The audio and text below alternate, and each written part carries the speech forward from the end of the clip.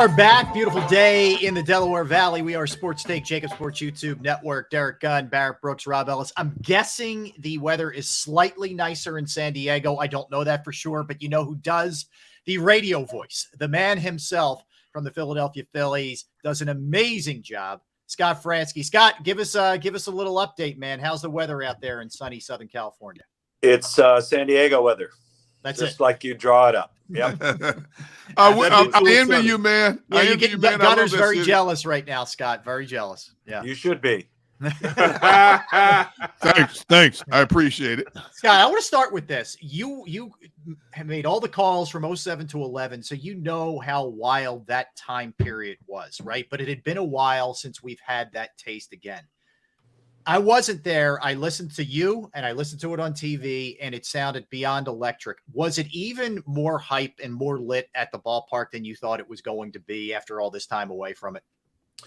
I think it was.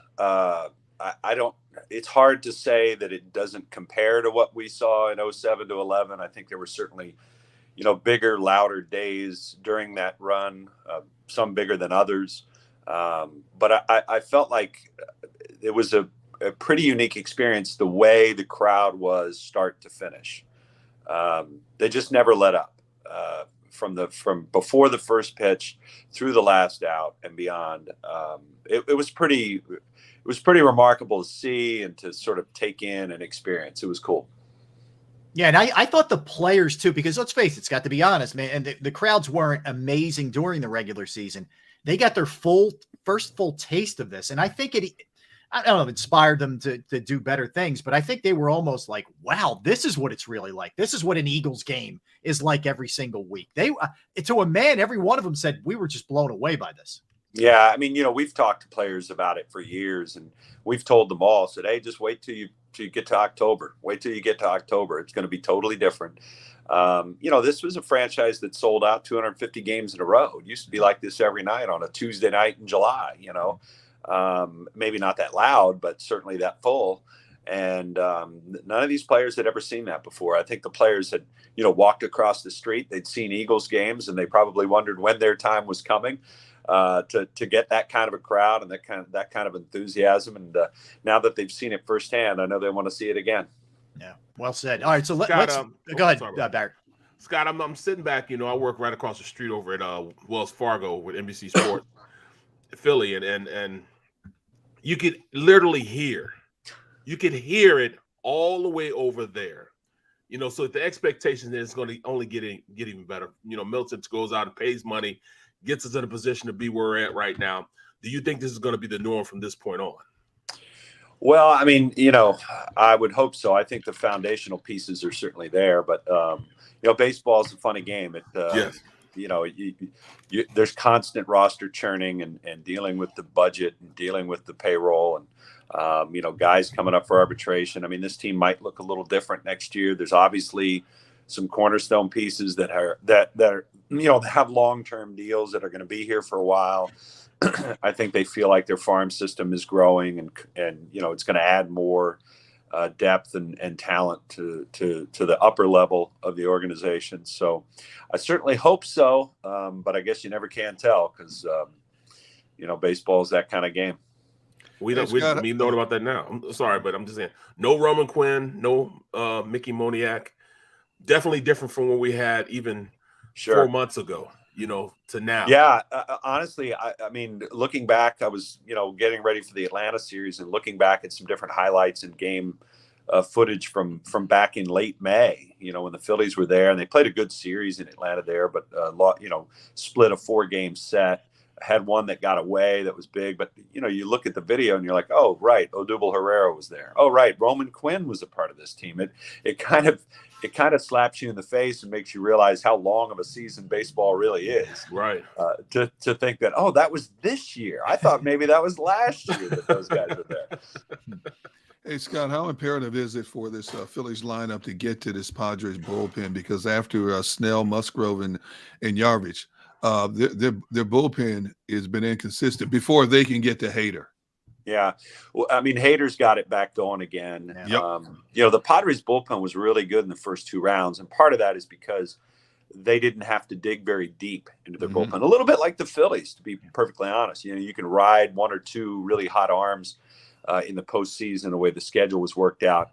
I think both managers are aware of the fact that once you get past game 2, you get the off day on Thursday, and then you have no more off days. And if the series does go a long way, that's going to present a certain challenge for these bullpens to maybe have to show off a little bit of their depth, or whether they have it or not. So I still think for the Phillies, it's about getting to the starters. I know they're good, but I think it's still about the lineup creating some runs against the starters, so you don't have to face, you know, the 99 from Suarez, the 99 from Hader, the 99 from Luis Garcia. I think those are the 3 guys you don't want to be up against when you're trailing. Scott, I want to go back one more time before I go forward here to this series, but the Hoskins home run in game 3, and your call was amazing on it, by the way, but so symbolic. I mean, that bat slam, that spike, if you will, it felt like a collective monkey getting off of everybody's back. You know how difficult it's been for Reese, you know, with the errors and the inconsistency and whatnot. It was just such an explosion of emotion. I mean, to me, it symbolized a lot of what this Phillies team's been all about, with their ability to just continue to keep coming back from a lot of, you know, tough breaks and overcoming adversity. Yeah, I think it was. I mean, obviously for Reese, it was big. He, you know, didn't swing the bat very well up until that point. So maybe that's something that kind of gets him going. I also think it was just another example of the way this team operates, that, you know, we've seen different times through the playoffs so far. Every day there's a different guy who kind of meets the moment and plays the central figure, you know, whether it was Segura with the go-ahead hit in the first game, you know, whether it was Nola with his performance in game 2 in St. Louis, whether it was Nick Castellanos, the game in game 1 in Atlanta, you know what I mean? So it's somebody different every day. And to think that, you know, they really haven't had that moment for Bryce yet. You know, there's other guys that can probably step in and step up. We haven't seen the Kyle Schwarber moment yet, and that could be coming. So I think it shows the overall depth of the lineup, that, you know, again, there's no doubt there's a lot of swing and miss there, and they can go into some funks, but it's a deep lineup, and when they're going good and they're passing the baton, it's a pretty good lineup. Scott, when you come up with incredible calls like you had, especially in a Hoskins homer, do you go in a game sometimes with a premeditated, like a lineup of things you might say given a certain scenario, or is everything organic? You let the moment tell the story, and it's boom, it's just instantaneous in terms of what you might say. Yeah, I think those things you just let happen. About the only thing I ever pre-set up, maybe if there's a longer story that I want to tell, that requires, you know, just making sure all my facts are in order, and I kind of hit the bullet points of that story or something like that. But for the most part, a call like that, you just say what you see, you know, and try to stay with the ball as best you can, which, you know, again, you try not to get overtaken by the moment, so to speak. You try to certainly let the crowd be a part of it, because I think that's a huge part of what you're listening to, you know, as a listener, as you take it in. You know, we can be guilty of talking too much. There's no doubt about it. But you know, it was really cool to be able to just kind of, you know, make a call and sit back and let the crowd kind of wash over you a little bit. Scott, Wow. you're going to get a Wheeler Nola 1-2, and, you know, both guys, and I thought Wheeler was a little bit of a victim of some of that defense, you know, for sure in his last outing, but both guys, I mean, even dating back to when Wheeler comes off the IL and Nola going back to that night in Houston, which you knew you were in after that, have been nothing short of brilliant. That, to me, having the ability to set these guys up 1-2 and potentially come back, 4-5, whatever, really bodes well for the Phillies in this series. Yes, I mean the Padres, they're singing the same refrain, right? That they were able to avoid a game 5, and they're ready to go with Darvish, their guy, in Game 1. And Darvish has thrown really well against the Phillies in a couple of starts this year. I think both teams feel good about where their starting pitching is at and the depth of it. And yes, the Phillies can run those two guys out 4 times in the first 6 games. But, again, I think it's one of those, game to game, they've been really, really good, and I'll put my money on them. I know the Phillies feel like, hey, we'll ride with them because they've gotten us this far, and that's the way we built this roster and built this team, was to kind of center it around those two guys. And they're, again, by beating the Braves in 4 and not having to go to 5, they're in the same position as the Padres. Well, do they have enough experience, though? I mean, the experience on the roster for being in the playoffs. Like what, 4 or 5 guys out of the total roster that have some experience being in the playoffs? Yeah, and very few have gotten this deep. I mean, obviously Kyle Schwarber has gotten this deep before. He's won a World Series. Bryce has never been here. JT wasn't in the playoffs at all before this year. Gene, Reese, you go up and down the list. Zach Wheeler, Aaron Nola. But Rob Thompson said something to me sort of in the waning days of September. He said, I really just feel like if we get in, this club will relax. He said, I just have a big confidence. The pressure is getting in. And he felt like once they got in, they would be able to put together a pretty deep run, because he feels like these personalities are guys that, they don't shirk from the moment. They're not, in awe of the moment. You see Zach Wheeler talking yesterday. I mean, it's like, it's another game for him. He is so stoic and relaxed and calm all the time, on the mound or off, So, yeah, they don't have a ton of experience, but, at this point, it's 2 teams that are, I hate to use the old phrase, they're playing with house money, but in a lot of ways they are. The Padres here feel like they've sort of vanquished and, slain the dragon, the dragon up I-5, the Los Angeles Dodgers. There's a lot of people around here that think maybe they would be due for a letdown, because that was their goal, was to finally overtake those guys. So I don't know. We'll Super Bowl for them. Yeah, almost a Super Bowl for them. Yeah, exactly. Yeah. Hey, Scott, the storylines for both teams getting this far have been incredible.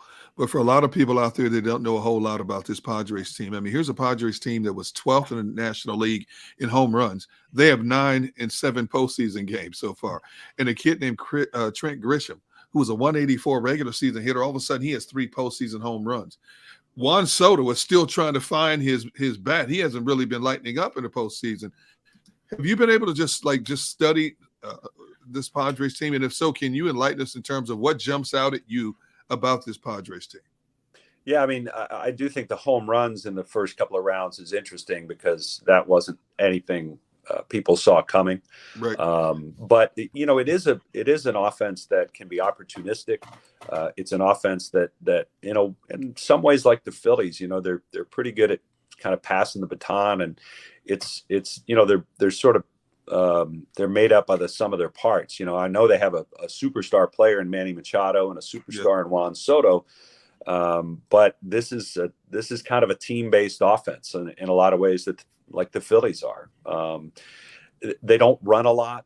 Again, like you said, they don't. In the regular season, they didn't hit the long ball a lot, but they're thriving right now, and I look at a guy like Juan Soto. He's always scary, and the Phillies know him really, really well. And anytime you run up against a guy like that who hasn't gone off yet, you kind of worry about it. And he knows Wheeler really well. He knows Nola really well. In fact, those 2 pitchers, he's faced them more than any other pitchers in baseball in his career.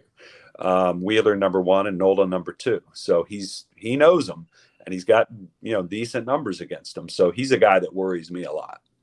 Scott, let me ask you about Realmuto. I mean, you take back to that Toronto series, which he had to sit out, but with COVID, restrictions and whatnot. Right. But since then, it's been a remarkable run that he's been on, and I'm not sure. I think in Philadelphia, he's given his due, but to do what he does in terms of power, average, ability to run, as witnessed by the inside the park home run, another great call by you, and his defensive prowess, I don't think he wins an MVP, but I think he's got to be in an MVP discussion. It's been a remarkable, really 3/4 of a season for this guy. Yeah, I think all those things you mentioned, they all add up to being an MVP type player. Now, actually, we've had a lot of national writers and broadcasters that come in and, they ask you about the Phillies, and right away they say, is JT your MVP?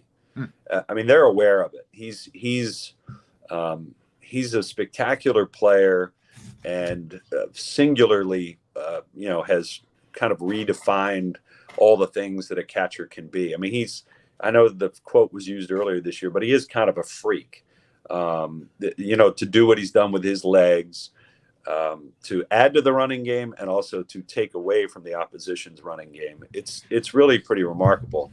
And obviously what he's done with the bat, the turnaround that he had. I know he scrapped some things he was doing early in the year, and he said, you know what, to heck with it. I'm going to go back to being my old self. And I think for me, JT's turnaround is as big a story for this team this year than any other. Offensively, I just think he's been, to me, he's been the MVP of this team because of his, from say the middle of June on, from his just everyday consistency. He's been amazing. Let me ask you this. Man, we just stepping all over each other. Look at Rob Thompson. He's got to be you're talking about a candidate, probably, one of the best coaches, candidates as far as winning the best coach of the year. But looking at him, him being tied in now for the next 2 years, how big of a deal is that, especially to the team, that he's pushed them into the playoffs thus far? Well, I mean, I think it was obviously it was great for him personally to sort of have that box checked. And I know Rob Thompson was a guy who was, he might have packed it in at the end of this year. I mean, who knows? But I don't know that. I think one of the things he could do this season was he could know in the back of his mind that if it didn't work out, if they didn't win on a particular night, that it was, okay, we'll go on to tomorrow. Okay, we'll go on to tomorrow. Okay, we'll go on to tomorrow. And there was a certain ease and a release of tension from the dugout before. And I don't mean to, I'm not trying to, badmouth Joe Girardi or anything, because I thought he was a really good baseball man, but I think he was in a spot where the tension that he was under, manager last year of his deal, a lot of money was thrown on the table. Adding Schwarber and Castellanos, and Joe knew it. Joe knew that if he didn't win, he wouldn't be back next year. He was aware of that, and so I think he felt that pressure to win. And I think sometimes that bled over into the players, it bled over into the staff sometimes. And I just think with Rob, it's been, it's been somewhat tension free, and maybe that was just the fact that a lot of people counted him out at that juncture, in early June. Maybe it was, Rob Thompson's just general persona. Maybe it was the schedule that got a lot softer, and they were able to take advantage of some lesser opponents and then get a little momentum. I think, as is usually the case, it's a combination of a lot of those things. All right, to get away from the X's and O's of the game, give you a little breather for a moment. What do you like to do when you go to San Diego? I mean, I've always said San Diego is my favorite city in America to go to. What do you like to do? I know you've been there a number of times. Yeah, I mean, just walking around town for me. I mean, every now and then if I'm out here, I know we were here this summer and I had my whole family out here. My wife has family in La Jolla, and so we did a kind of a beach day, or I did a half beach day and they did a whole beach day. But there's just so much to do, whether it's the zoo or whatever. But for me, even just taking a little walk along the water, it's pretty nice. I mean, you can't beat it. Get some great tacos and a cold beer. I mean, that's some of the best people watching too, is just sitting on a no sidewalk. Really Oh yes. Sitting on a sidewalk, having some chips and guac, and just enjoying the weather. All right, last one from me, Scott. It's kind of along those lines. One of the things I think really helps this team is they're not afraid to celebrate and enjoy the moment. There's not that tightness. Like, it's not immediately after you clinch a series on to the next one. Like, no, let's enjoy tonight. And they have fun. And we know the playlist. They're at Xfinity Live. Like, I think there's a bond there. They do like each other too, on top of it, which helps. But there's also the ability to just, all right, we'll get to it tomorrow, but tonight we're going to have some fun. This is a loose bunch. It is a loose bunch. And, so often in sports and maybe in life in general, we maybe don't celebrate our successes enough. We're told to be humble. We're told to be reserved. And we're told that, today was good, but tomorrow's a new day and you're going to have to do something better. Right. And I think it's important for athletes. They invest so much time and energy into trying to get to a level like that. And, it's okay. And does it need to last for days days and days? No, but hey, take that moment, enjoy it. You earned it. That's what it's all about. That's what it's supposed to be about. And, but I do think they've also shown really the ability here to put it on the back burner the next day and get back focused on the task at hand. So we'll see if that happens again tonight. The Padres did the same thing. They partied the other night for sure. Because like we said, it was a big, big release to get over the hump and beat those Dodgers. So we'll see if either team has sort of that celebratory hangover. Absolutely. All right, Scott. Well, listen, tonight, 8:03 Eastern, yourself, Larry Anderson, great having you guys, back together. LA somehow made it on the road. I don't know how he did it, but it's all good. And T-Mac mixed in a little bit there too, but it's a great broadcast, man. I tell everybody, lock in, watch the game on TV and listen to you guys because it is absolutely worth it. And tonight on 94 WIP. Scott, we appreciate it. Come on, go people watch, man. Go enjoy some tacos. Go to Seaport Village. Right outside the door. Yeah, already took a walk through there with some coffee this morning. There you go. Did you go to Eddie V's? You got to go to Eddie V's. I have not been to Eddie V's, but you got to go to Eddie V's Steakhouse, brother. It's right around the corner here, I think. I'm telling you, man, where to go. I'm telling you. I think I can see it from my window. He's rubbing it in. Go to Eddie V's for the ambiance, man, and the steaks are phenomenal. Scott, you won't see Gunner light up like this about any other subject. Nope. Okay, So take it all in, man. He is in his glory right now. All right, Scott, tell me how the chicken is in Eddie V's. All right. Yes. No, don't do like Barrett and buy chicken at a steakhouse. Would you let this poor guy go? I mean, he's given us enough time, you guys. If I'm going to a steakhouse, it's for a steak. There's no doubt. There you go. Scott, thank you, man. Really do appreciate your time. Appreciate it, bro. Enjoy. Yeah, you bet, good guys. Rest of your trip. Take care. Yeah, he is great, guys. I tell you what he does better than anybody else, in my opinion. He's incredible at rising to the occasion.